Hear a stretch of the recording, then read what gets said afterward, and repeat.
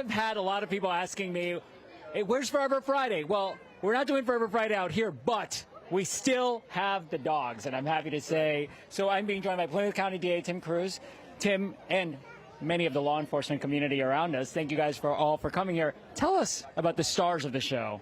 Well, the stars of the show are the Plymouth County Comfort Dogs, and we have throughout Plymouth County 24 dogs now that are working in our various communities trying to help with the issues that kids will have in their schools. We have great trainers, we have great school resource officers, and we have 24 dogs who are going to the schools trying to help kids deal with anxiety and all sorts of issues that they may have to make the school a better place for them to learn. And also, it's a great piece of criminal justice reform. The best way we keep people out of the criminal justice system is make sure that we get them help on the front end, preventative issues. So kids that have issues and problems, these dogs go to the school and have done a tremendous job over the course of the last 4 years. Tell me about the training that takes place to get them to this. I mean, these are like the best behaved dogs I've ever seen. Yeah, and a lot of the dogs are related. They're labs, they're brothers and sisters. They're here today, and the training is intense for the dogs, and it goes over a number of weeks. And what we will do through a grant, we will provide the dog the initial training, the comfort castles for their cruisers, their veterinary training that they need, things that they need such as that, and the dogs live with the SROs, and we are so lucky in our county to have great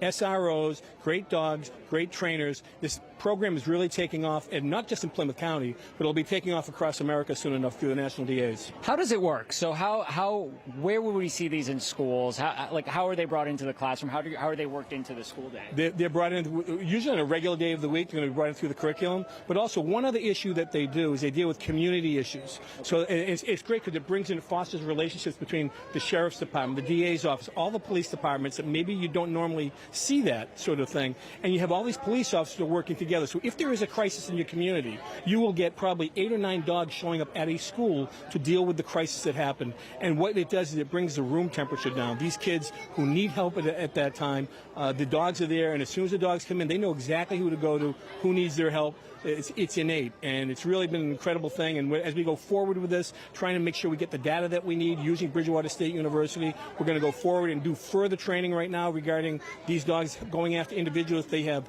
dementia issues and they're wandering in the woods, or also autistic kids. So we're trying to go to the next level. We'll be presenting this at the International Association of Police Chiefs in October, and it's just a great program. And I want to thank everybody that's here, and thank Sheriff McDonald and Chief Kane from Hanover too. How did you guys come about this idea? How did this come to fruition?